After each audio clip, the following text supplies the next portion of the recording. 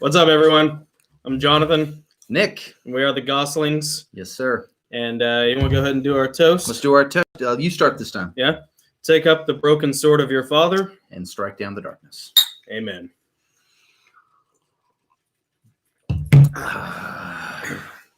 Well, we are drinking Bullet. Yeah, baby. Bullet bourbon whiskey. Don't judge me on the lack of bourbon in this bottle. I have a lot of friends, okay? I do. I think our audience would probably judge you if it were full. You know, I think that's just a sign of good stewardship.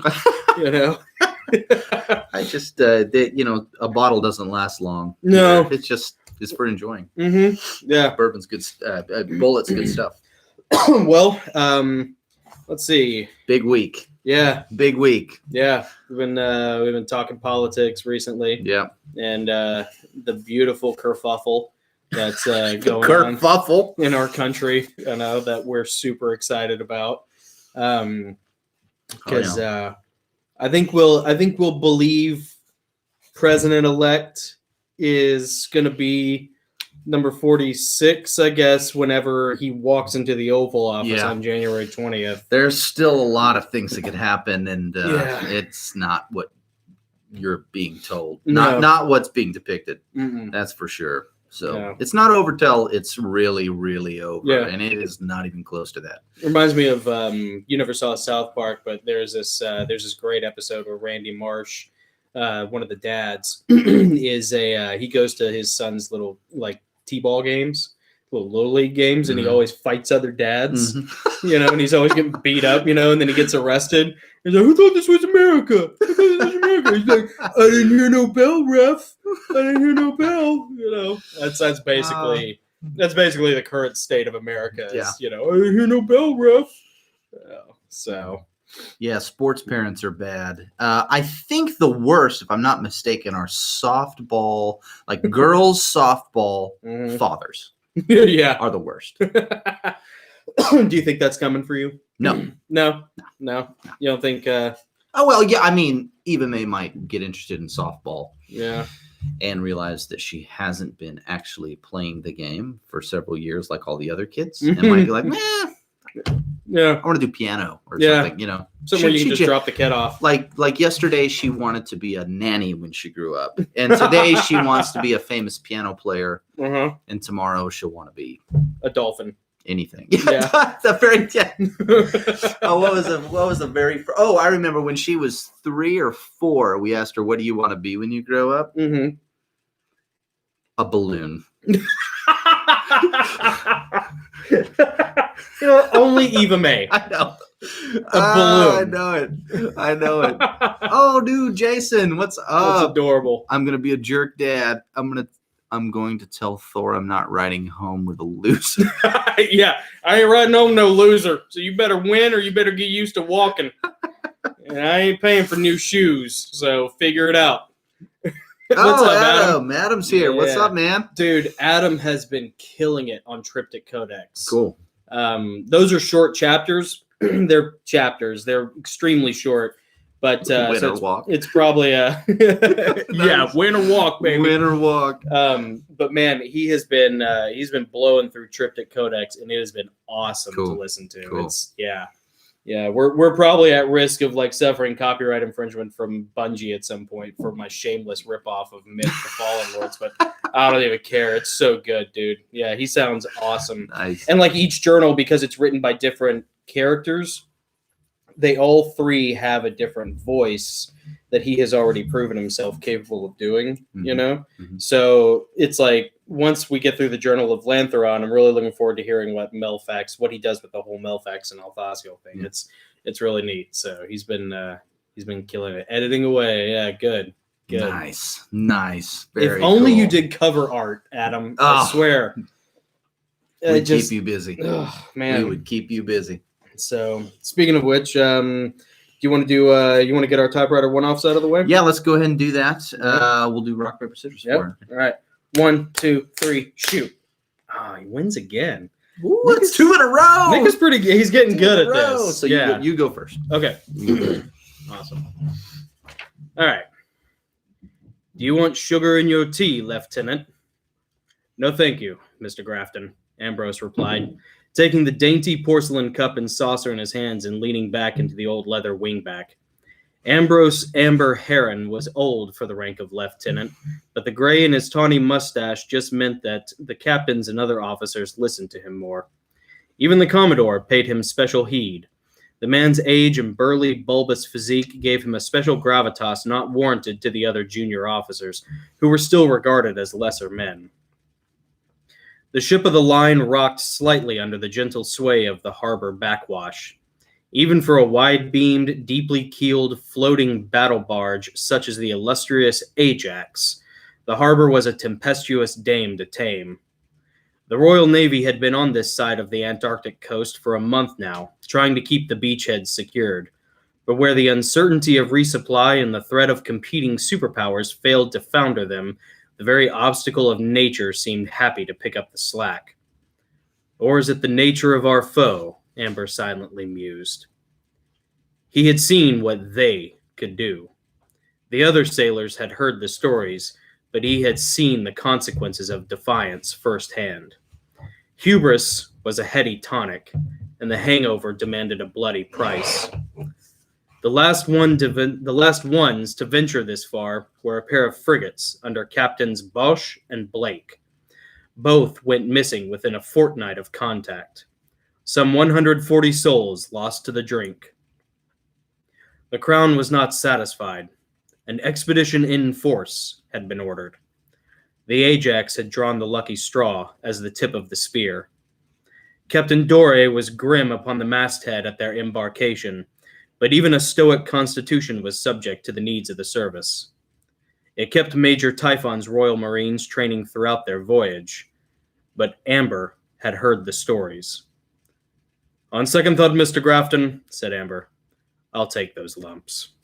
Major Typhon sounds like an interesting character. A hard-as-nails type commander. Yeah. Interesting. That was cool. Royal Marines. Yeah, Royal Navy. You know what's interesting how like this sort of thing works is I sat down earlier today to do this, as is the custom, to do it like day of. I did too. And like, it's funny how you sit there and you think, all right, what if I write about this? What if I write about this? I could do this, whatever. And then what happens with writing a lot of times, it seems, is just a single line will pop into your head. And you'll think, all right, let's chase that vein, And so literally, like, the first line was, do you want sugar in your tea? And I thought, like, that's kind of dumb. Like, whatever. But then you immediately think, okay, British, what's cool? Royal. Yeah. Napoleonic Wars. What's cool with that? Pirates. So that's pretty tried and true. That's pretty steady, or exploration, or fighting the French or the Spanish, or whatever. And it I literally didn't think that it was going to be a thing about Antarctica and maybe like the mysterious things that can happen in Antarctica. Until I got to the line of Antarctica. It was total pantsing the whole way and just seeing and that's like one of the beautiful things about writing is just like, if a line comes into your head, which more often than not is how all my novels start, then just see where it goes. Yeah. And it's just be that instrument of the muse or Parakletos or whatever. So I like these typewriter one-offs because I don't know if I could ever actually finish any of them. I know I couldn't. I mean, not on a typewriter. Yeah. Well, I think everything I've done on a typewriter has been just one pager or short story fodder. Yeah. Fodder's a good word for it. Yeah. And that really is kind of what it turns into. Yeah. But it is a cool idea to think about taking all of these and just putting them in a book, a compendium, and then just putting it out into the world and be like, here, use this as a launching pad. I burn mine every week, actually. I don't save. You really? I haven't saved a thing. Do you really? That's surprisingly primal for you. So that's more of a. Yeah. I'm proud of you. Yeah, or toilet paper. Yeah, yeah.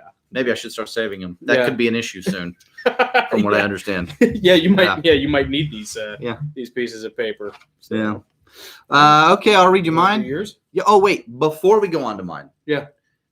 because you were writing something about the Royal Navy. Yeah. We have a nephew. Oh, that's right. Named Joseph. Yeah. Shout out to Joe. Joe. The mighty Joe. He didn't know about our live stream. Really? He didn't know we did this every week. He was so excited. And he said he's going to start watching. Yes, sweet. So when he gets to this episode, he's going to see this. He's in the Navy. He joined. Yeah. He's made it through basic. He's done with basic. Super proud of him. He's like the only awesome Goss. Yeah, he's Gosling. He's Gosling. He's Gosling. He's Gosling. Yeah. He's in pre-buds. Yeah. And he's got another month and a half of pre-buds before he goes to buds. Yeah, Navy SEALs pre-buds. He got a SEAL contract, actually, so he's got a full shot at it. Yeah. This is him. He gave me this picture. We're going to hang it on the wall of the Tiki Niki Lounge. Look at him. Look at him. I'm going to do a close-up here. Dude, that is a mean face. You better watch out, enemies of America. And it's so funny to see this face because I know. He's like... He's so sweet. He's smiling and laughing all the time. He's the greatest. To see this is like weird. Yeah, I know. If I could clone Joseph, I would. Well done, Seaman Goss. It's such a cool. It's such a cool evolution from. Like, I remember when he was just this little 3-year-old bobblehead.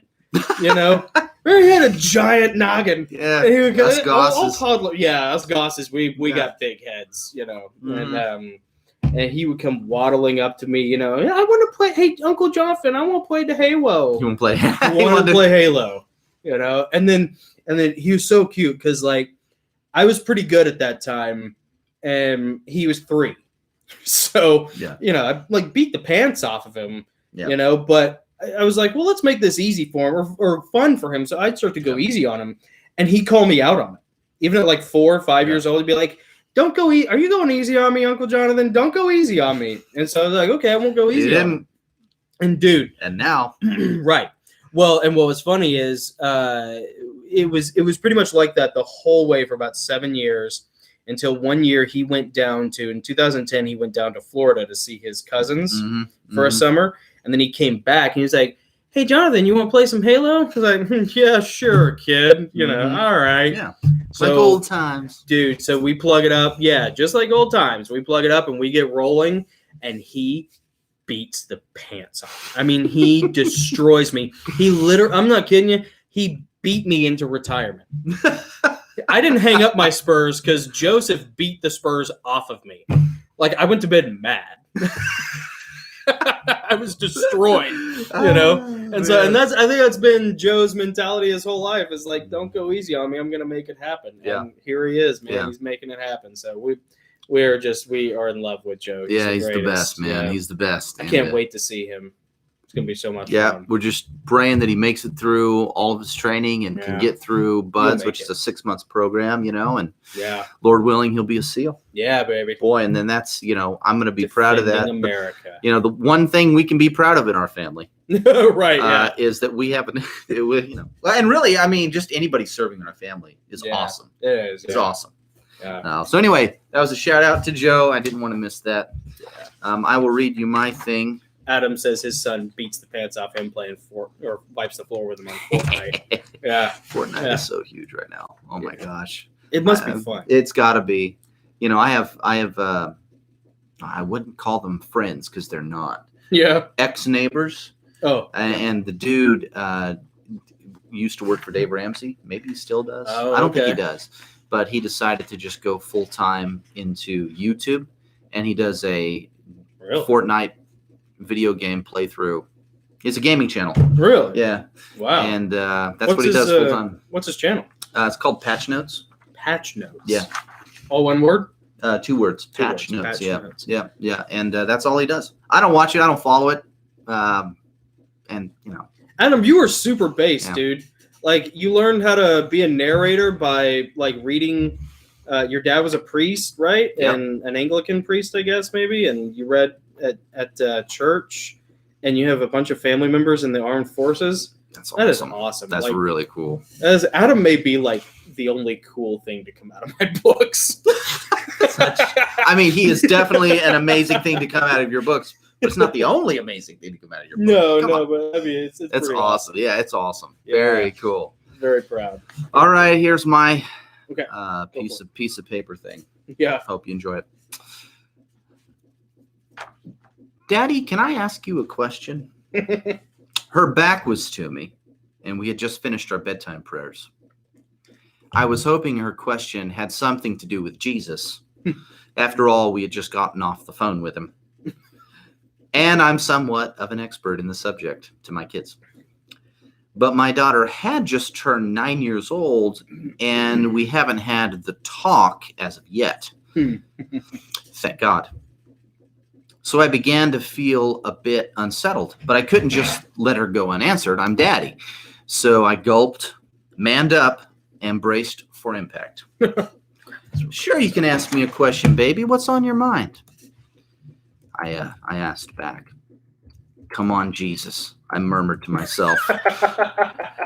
Half to myself and half to the man God himself. It was like the first roll of dice in what I was sure to be the best or all-time worst game of deep conversations craps that men play.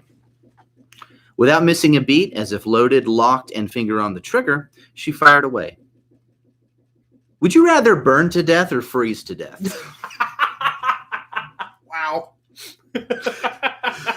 Both shocked from surprise and eternally grateful, I smiled in the dark and gave my inquiry my most sincere due diligence. Well, that's easy. I'd rather freeze to death, baby. I drew another breath so as to quickly probe into the origin of thought. What in God's earth made her think to ask that? But before I could voice my follow-up, she riposted with a sigh and then, we have so much in common.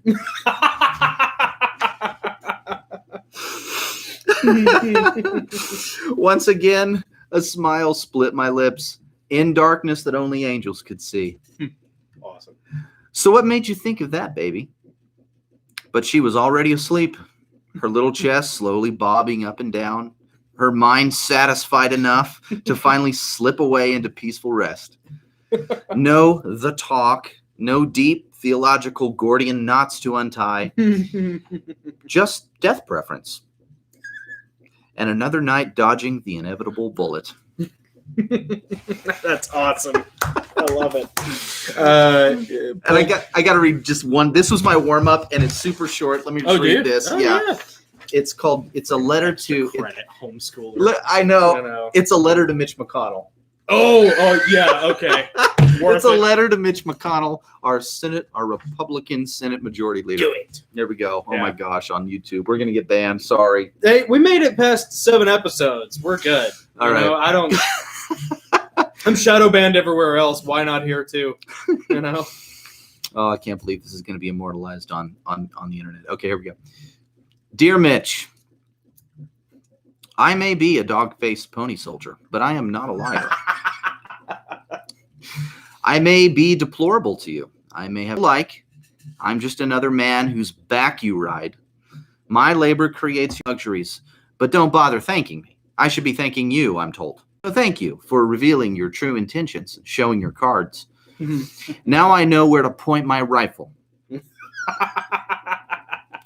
You spineless, droopy-eyed, shriveled, soulless sellout. You piece of Minecraft. You piece of social refuse. You long-necked, horse-faced, bespectacled baboon. You turnip-squeezing hole in the wallet. You droopy dog flesh muffin. You pension-addicted career bottom feeder. You wolf in wolf's clothing. Yep. You elected, self-serving, traitorous slug of Washington slime. You pencil dick donkey sniffing boil on the ass of liberty. A polyp on the heart of heaven. You cancerous leech, you feckless, gutless bag of empty promises. You drooling, sagging basket of rinket, ballot stuffing diaper waste. You smell like from under cheese, and I hope you die. Sincerely, Free Citizen.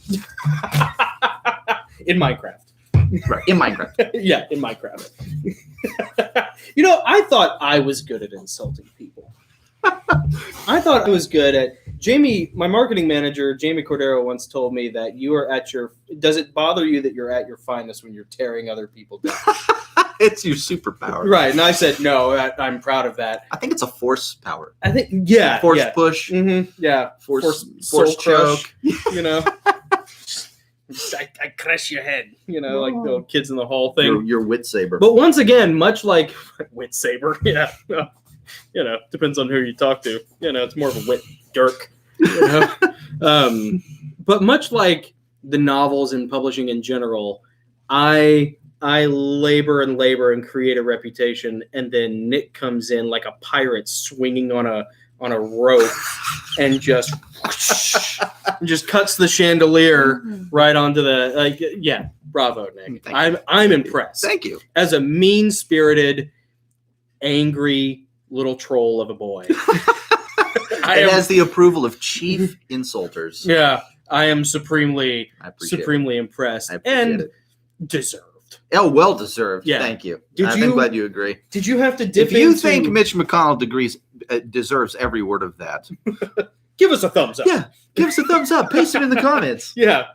Post your insults in the comments to our swamp things of leaders. Friggin' swirling globalist pond scum things. Oh my gosh! I'll tell you, Adam. I don't know where you guys necessarily where you land necessarily, but I will tell you, like from an American perspective, we were super stoked with Brexit. So like anything that defies the globalist agenda, we're pretty much on board for. That was anything that's like pro your own country.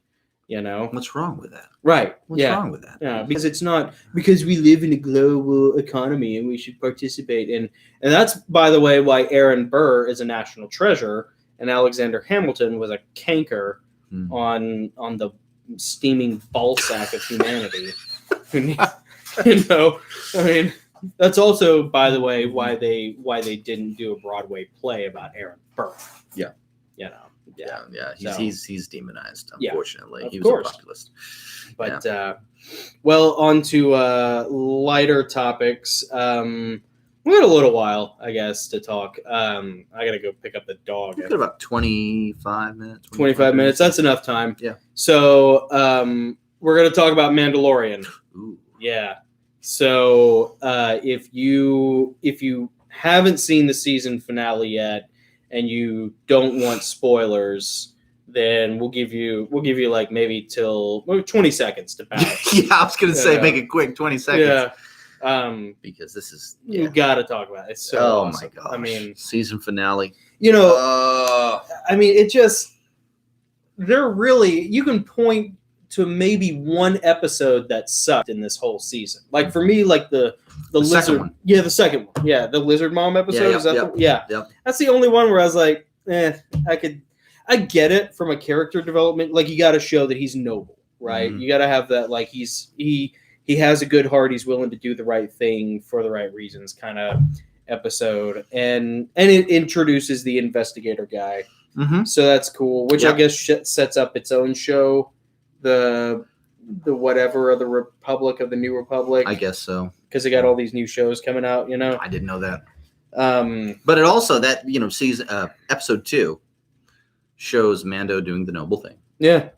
But the child isn't as noble. Right, yeah. Because he keeps eating the eggs that was the lizard cute. mama. Yeah. Devouring the remnants, the last hope of that species. Right, and of that family.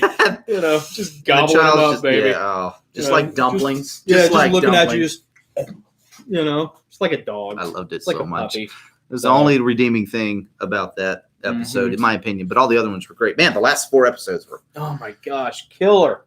Just awesome. Amazing. And it's been over 20 seconds. We can totally get into it now. Okay, good. I told my buddy, my work friend, Kelly, I was like, look, I'm going to call it right now. I think like at the end, how cool would it be if you had Grand Admiral Thrawn show up in the Chimera? Yeah, I was disappointed that we didn't get to actually see. That's the only thing that sucks. I think they're saving that for season 3. Yeah. Well, I don't think they're doing a season 3. Okay, so of The Mandalorian. Okay, so did you see the last? Yes. Okay. The Book of Boba Fett. Yeah, the Book of Boba Fett.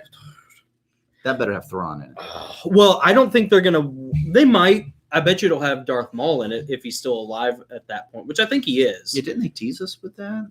No. That was in Solo. Yeah, that was in Solo. That was in Solo, and then in I think Clone Wars and maybe Rebels. I can't remember what the timeline is on that. Jason would know if he's still watching. But I haven't seen the ticker go down, so I guess he's still here. He's bearing with us. Yeah. Thank you. But okay, so apparently there's been someone within Lucasfilm who has confirmed that there will be a season 3 alongside the Book of Boba Fett, which personally, like, this ended so beautifully. Yeah. That, like, first of all, I was glad I was watching it alone. You know? I paused it when they were in the bridge. Yeah. And the doors were shut, and the dark troopers were approaching, and they were pounding on the door. Yeah. I paused and I said, "Watch, Boba Fett's going to show up and save him. Watch, yeah. You watch. That would have been Fett's cool. coming. Boba Fett's coming." I said, "I'll bet you $10." I foolishly said, and they're like, "No way! How do you know these things, Dad?" I'm like, "I'm a storyteller. Yeah, That's what I do, right? I know I said, writing. it's going to happen. Trust me. Boba Fett is going to come up. Is going to appear at the end of the show. Save him at the last second with his awesome. And skills. I was kind of right about kinda. Boba Fett reappearing at the end of the show. But I said, watch. And I hit play, and I folded my arms and sat back. And you see this X-Wing come in. They're like, oh, great. Oh, lone X-Wing. We're saved. Yeah, we're saved. Yeah. You know, and I'm like, a lone Gina X-Wing, Carano a lone killing X-Wing. And I'm like, oh, I bet it's a Jedi. And then it hit me. Like, what Jedi flies an And then all of a X-Wing? sudden, your inner child just started weeping with joy. I would be lying if I said I didn't get a little teary-eyed. Oh, I got a little dude. misty when you see the black. You see his black cloak and then the green lightsaber. Yeah. I wept. Yeah, I wept. yeah. Oh yeah. Well, on my lunch break, on the inside, I was wiping my eyes with my Jimmy John's pizza napkin. We were all. I mean, all four of us were watching, but my wife is more composed. Yeah, because she's an adult. Right. Yeah. But the other, my two kids and me, we were losing our freaking minds. Our freaking minds. It's Luke Skywalker. Oh my god. Oh my god. We were screaming. We were screaming at the screen. Yeah. And then I'm like, pulls oh my it god. back. Oh, he's gonna pull it back. He's gonna pull it back. He's gonna pull it back. I know. And he whisked his back, and I was like, I hope this isn't a train wreck. Right. Of it was a good deep animation. No, it was very good. It was good. And they credited Mark Hamill. Absolutely. So they must have used his voice and his obviously his likeness, but I'm sure they may have used a body double for the rest of it, but it was so gratifying. The tie-in of the Mandalorian to Return of the Jedi. And Luke's continuing stuff. It's so cathartic. It's so everything good. you wanted. It's everything you wanted for not just for Star Wars and for Luke, but also for Mark Hamill, who, despite his rancid politics, he's hard to follow on Twitter. But you know what, man? Like, he's Luke Skywalker. You know what? If you give a pass to that would have been like too hard to watch if R2 hadn't come in and like makes friends with Grogu, dude. Because that was. I mean, I'm not so even a father, but watching Grogu leave. Plus the touching scene where Mando takes his helmet off so Grogu can see and touch his face, which I think is the first time that Grogu sees his face. It is. Yeah. Yeah, and just awesome. It's just beautiful. It's perfect. Everything you wanted. And you know what? I didn't know about Dave Filoni until The Mandalorian. But Dave Filoni has an awesome back catalog he pretty much was George Lucas's protege once he came on to do the Clone Wars and Rebels. Idea. I didn't either until I started watching some interviews with him over the past year and stuff. And he understands storytelling. He understands Star Wars. And he loves it. He's not using it for something. He genuinely loves it. And you can tell, like, there's a great moment where he's talking about, he was in a meeting with George Lucas, and George Lucas, he was explaining, so this means this, and this is, going to represent this, and this is sort of indicative of this, and this is going to lead into this. And George Lucas said, okay, so take everything you just said and put it on the screen, as opposed to filtering it through some sort of oblique metaphor. Because he said, because you're not going to be in the living room with your audience able to explain that. Mm-hmm. Yeah, that was a beautiful example of almost like show don't tell. I was just thinking that. Kinda, show don't tell. Really good writing advice from George Lucas of all people. Who you think would be awful at it, but I mean, that's the beautiful thing about like the Mandalorian. Like, my respect level for Dave Filoni is so great that honestly, if there wasn't another season, if this was it, if this was the series finale of The Mandalorian and it evolved now into the Book of Boba Fett, I'd be fine with that. Yeah. I don't care what he does. I have so much respect and trust and faith in him. Yeah. That, man, I mean, there's so much catharsis there. Oh, that's great. It was fantastic. Well done. We're glad that the Mandalorian, I guess, series, the 2-season series, has come to it couldn't have come to a more perfect ending. There's no way. They couldn't have done it better. But apparently they're going to do a season 3. And Mando is still around, so he can make reappearances, in the Book of Boba Fett if they need to. But are they doing a season 3 of Mandalorian? Oh, thank goodness. Because I want to see Thrawn so bad. Yeah. I want to see how they do Thrawn. Who they pick. Yeah. You know who they pick? I don't know, but the guy they picked to do the voiceover, I think may have been Mads Mikkelsen's brother. Or I can't remember. He's like a Norwegian actor. And he's good. Okay. Like for Clone Wars. Okay. Or not Clone Wars, Rebels. Okay. When you watch the CGI stuff of Thrawn, there's like a compilation video on YouTube you can find.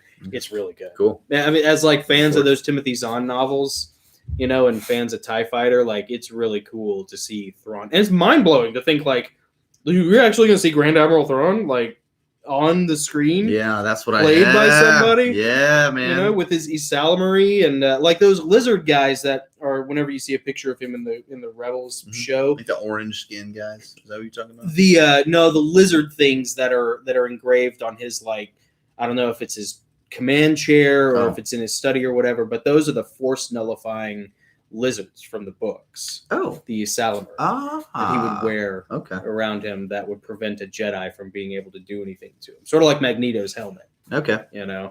And and then his bodyguard Rook, and Captain Palion, and I mean, just there's so many. I almost want to read. Oh, they're good. I almost want to read those again before the next season comes out. I don't have time to do it. I'm not going to do it, but man, that's cool. Yeah, that's going to be great. I'm telling you, man, that final episode was so friggin' powerful. When you have a Disney budget, right, you can find directors and producers that can do it justice. And actually satisfy the fans. Yeah. Well, and I saw a quote from J.J. Abrams where it was very cynical. He said, "You can't appease the new fans and the old fans at the same time." Wrong.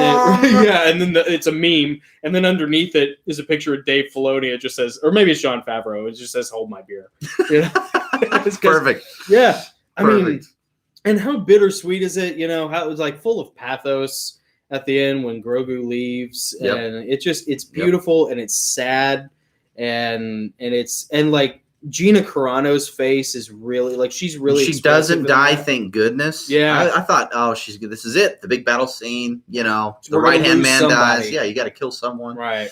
Yeah. I'm glad they didn't kill her off because she's a great character. Yeah, I've come around. This is gonna sound sexist. Yeah, but I'm usually not a fan of the female character. No, of course not. Like the female side character. Yeah, especially the female warrior. And I just thought, like, shut up. I'm going to be, it's, the feminists waving their flags, but she's been fantastic. And I was really glad they didn't kill her. She's got a cool role. She's part of the rebellion now. She's going to have a marshal. It's going to be great. I'll watch it. It's Star Wars, man. Yeah. She's great. She's great. And it's helmed by Xena Partu. Yeah, exactly. Yeah, exactly. Yep. Yeah. And it's helmed by good people. Speaking of the Xena connection, Katie Sackoff is awesome. Which one does she play? She plays Bo-Katan, the other Mandalorian leader. Yep. The one who can't accept the Darksaber without a duel. Yes. And Rihanna likes her. She's like, oh yeah, I've seen her in sci-fi movies. She's really great. She's from Battlestar Galactica, which also had Xena on it, the actress who played the Xena. Theme song just went through my head when you said that. Yeah. I won't do it. Yeah. I'm too much like our dad. No, which one? Xena, old school Battlestar Galactica, or new Battlestar Galactica? Old school Battlestar Galactica. Yeah, the good one. If you hear that, Jason? If you listen, the good one. Yes. He said that on me. I haven't seen the new one, but the old school Battlestar Galactica. Listen to the main theme, and then go watch the movie Beastmaster from the same era. Same song. It's the same freaking song. What was it? The theme is it's a dun dun dun da da da da da da da. Oh, that's right. Dun dun dun da da da da da da. Yeah, it's the same song. And Beastmaster was great if you're fantasy, but if you weren't fantasy, you could still enjoy the music. Yeah, in sci-fi with Battlestar Galactica. Who did? Was it James Horner who did the music for that? No idea. I wish I knew. You know that we had that same problem with Masters of the Universe, the Masters of the Universe movie. They basically just ripped off the Superman song. for that's the Galani brothers in action. Yeah, singing "I'm so sorry." I apologize, Adam. My voice. Yeah, I know. Adam, you ready for these background vocals on your audiobook? We're gonna do a chorus. Yeah, we're gonna tape this. We're gonna record me and Jonathan singing the same melody, just in Oz, not words, just and then we're gonna copy and paste it like 30 times to sound like a choir. Yeah, just stack those vocals, Yeah. Hope you're ready for some Audible refunds. Yeah. Man, I've blown through my promo codes. Did you? I gave them out to everybody, all my friends and family. Turns out I have like 23 friends and family. So. Which is more than we thought. They gave me I gotta give away some more. Oh, you gave me one, by the way. Thank you. Oh yeah, you're welcome. Well, they I don't know if it's because of Adam's involvement, but they gave me 25 for the U.S. market and 25 for the U.K. market. So what did you say? Oh, we'll do a counterpoint. Over that. Yeah. Please, somebody's got to salvage it. I mean, it ain't gonna be us, buddy. Great. We got a face for television and a voice for newspaper. Well, I got maybe it's face for radio. Face for radio, yeah. Oh, that's right, yeah. Face for radio, and say I don't even know what I'm talking about. Blame it on the bullet. It was just so awesome. Well, I mean that last episode is pure catharsis.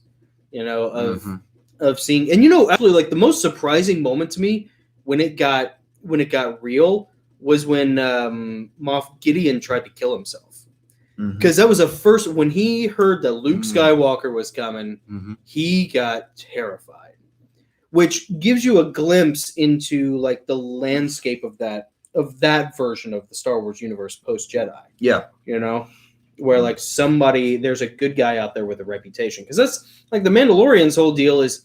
He has a reputation as the Mandalorian, but everybody always thinks they can take it. Well, because in the remnants of the Empire, the Imperials, they probably think that Luke killed the Emperor. Right. Yeah. They think Luke killed the Emperor. He blew up the first Death Star. Yep. We lost our second Death Star to his, best friend and all of those. So they think he is the one man who can bring everything down. Yeah. Foil all of their plans. And now he's a Jedi Master. Yeah. So he's like even worse than just some, backwoods farm boy X-Wing pilot. And it was the new school lightsaber battling, right? Yeah, yeah. Which was amazing how he plowed through that hallway of Dark Troopers. It was so good. I got to go back. Reaches for him and grabs effortlessly, turns around and just limbs him. My favorite is the very last one where he uses he crushes him. Yeah. He uses his father's force move. Yeah. It's actually a dark force. It's a dark side force move. Yep. And he just and to see him crumple, you should have seen Christian's face, my son. My son Christian is 11 years old. When that dark trooper was crushed, he's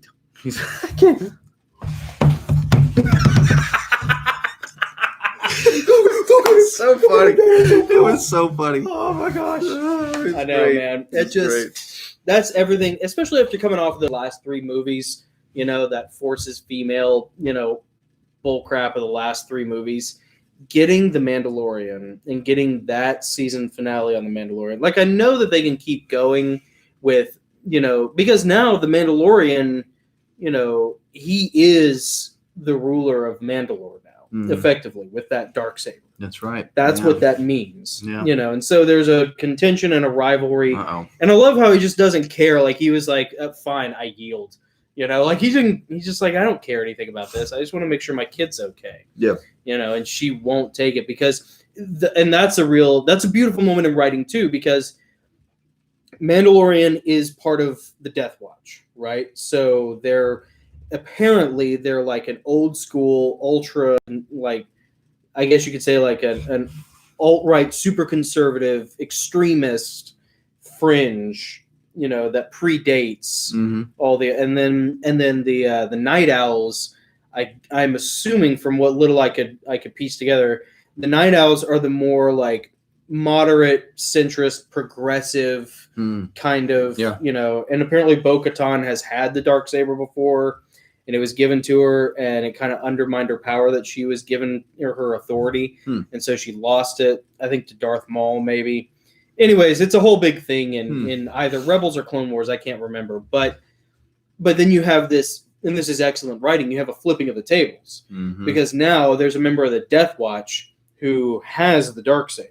And he's the one who's like, throwing off the shackles of tradition, saying, I don't care. Oh, Clone Wars. Thank you, Jason. Okay. Nerd. No. This episode's for real Star Wars nerds. Yeah, that's right. Yeah. I'm over here. This is getting deep. So, but it's just a beautiful irony that the Death Watch guy is the one who's willing to give up the Darksaber, because he doesn't care. And he didn't even know about it. He had no concept of the Darksaber or whatever. Yeah. And the centrist, progressive, kind of moderate, forward-thinking, egalitarian representative of the new Mandalorians. Right, like the Mitch McConnell of the Mandalorians. The Mitch McConnell of the Mandalorians was like, no, I won't take it because now we have to fight to the death. It's like, all right. Once again, chicks, man. But no, Katie Sackoff is great in it, and I didn't really like any of the characters in the old in the new Battlestar Galactica, so I never watched her in that because they were all kind of emo and mopey and just full of angst, and it's just millennial. It's very millennial. No offense. It's a very I'll mean it. Yeah, Nick is nice, but I'll be mean. It's just a very millennial show, and so I never watched. I mean, I saw like the first season, I think. And Katie Sackoff was in it, and she's great in it. But if you don't like the directing, if you don't like the writing, you're not going to watch it. So I never watched anything past the first series or the first season.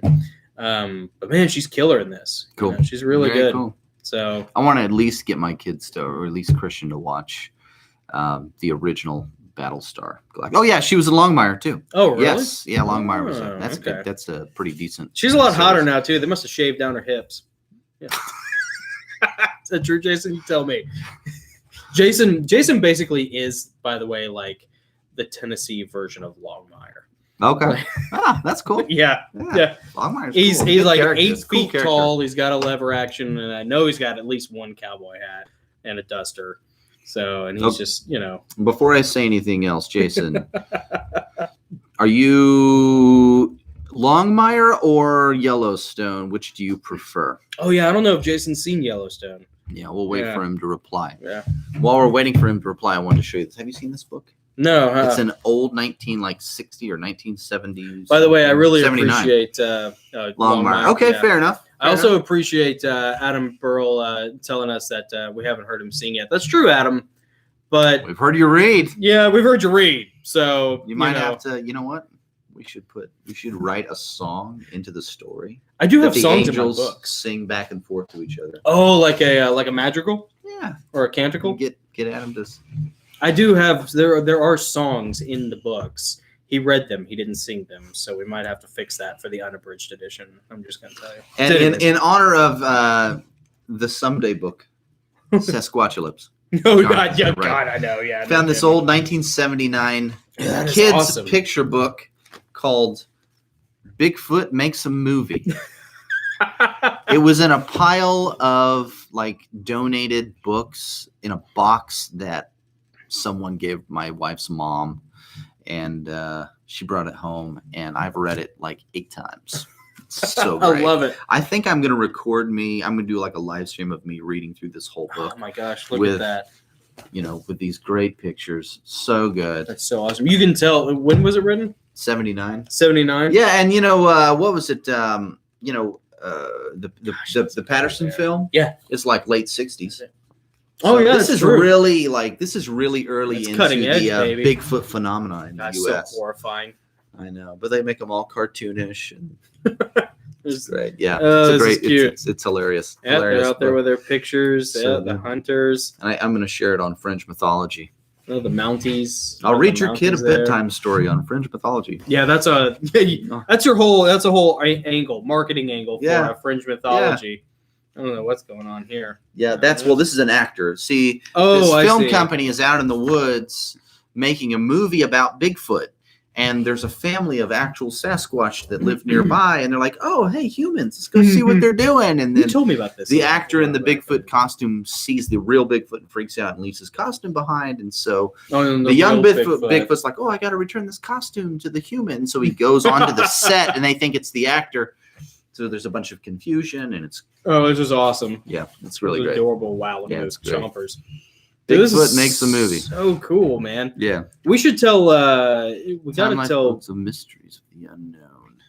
Remember the Time Life books. Mysteries of the Unknown. I don't remember those. Was that the one? Those? Yeah. Was that the commercial that had? See, Jason knows this because the dude who did the commercial for it was Jonathan Frakes. Who's that? Who plays the second in command guy, Riker, on Next Gen.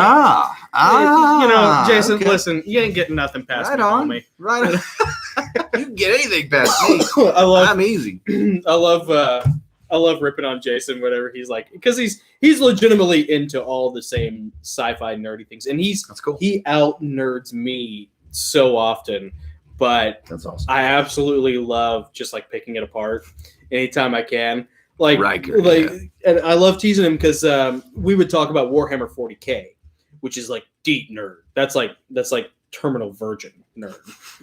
That's like the Legion of Neverlades, And so we would talk Incel Battalion. Form up. Yeah, God, it is. But I love it. And Adam, you might know. I'm sure you know about Warhammer 40K because it's British Games Workshop. It's English. So. But we would talk Warhammer 40K whenever we were at the gun shop. And for the longest time, I was like, how does he know about Warhammer 40K? Because he had better things to do in the 90s than paint a bunch of 1-inch miniatures. I remember you painting those. Oh, dude, I had so many. That was cool. Mom and Dad spent they so much look money. good, too. They look good. And then what I realized is, Adam knows, yeah, dude, Heck Warhammer yes. 40K inspired so much of the novels. It's not even funny. But then I realized, like, oh, Henry Cavill, the guy who plays Superman, is into Warhammer 40K. So now I get to make fun of Jason. And in the 90s, during the Star Wars dark period, during the dark times. The dark, the store you'd go to get the figurines and stuff, wasn't that the same store they would sell the old, like the legacy Star Wars toys? Wasn't that the same place or no? Yeah, that's right, because they'd always sell them in, and Jason, you might know more about this than I do, but they would sell them in comic book shops, and then Games Workshop, because they were role playing. I can't remember, but I want to say they had a line on the Star Wars miniature role playing games too, which is kind of like a D&D ripoff, I think. But those were awesome because, and my buddy and I had some. They had source books. Okay. Like, with like stats and background information and world building, sort of flavor text and all sorts of stuff. And we used to, Jason, he's got my back on that. Jason gut checks me on stuff that I should know. It was awesome. That stuff, you could find all that stuff at comic book shops or at Games Workshop stuff. And Star Wars, D&D. Yeah, exactly. That's exactly what it was. We had some of those action figures. We never played the game, but my buddy at the time and I, Jason Young, we used to just like the source books because back then, from the mid 80s to the mid to late 90s, it was a Star Wars drought. There was no one was making any movies. No one. Yep. My generation. It was a drought. They didn't know about Star Wars. Yeah. I literally I had 2 friends growing up who knew about Star Wars and liked it. Everybody else thought it was dumb. And I know it's so weird. It's impossible. They're all in jail now. Yeah, they're all in prison. Dude, I got stories about some of those guys. Yeah, I just. How much more of this can I drink? I got. Yeah. Plenty. So, anyways, I gotta leave. We gotta cut it a little short today. I'm sorry, guys. I gotta go pick up Lily from daycare before they close. But still, you've spent almost an hour with us. So thank yes, you.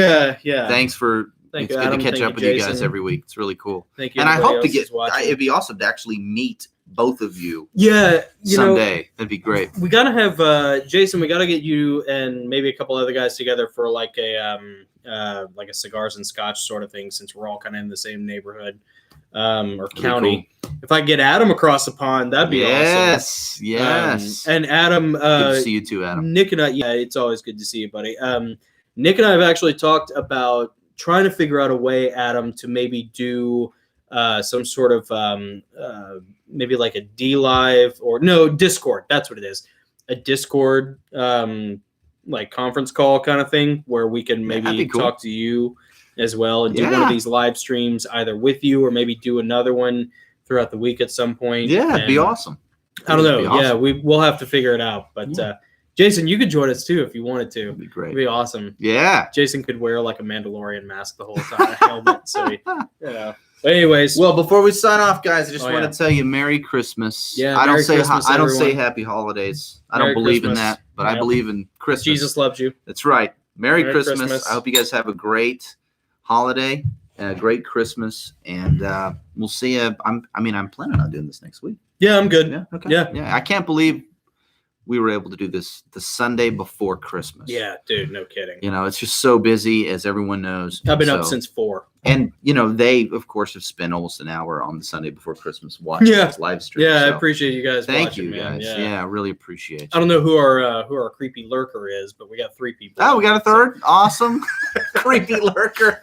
Please join us next week, creepy lurker. Yeah. Please. Please come back. Yeah. Please come back. Yes. I mean that as a compliment, just because I'm jealous because I can't keep my mouth shut. Awesome. But yeah, man. Well, Merry Christmas, guys. Thank you for watching. I'm Jonathan. Nick. We are the Gosslings. We'll see you next week. See you next week, guys. Bye. Bye.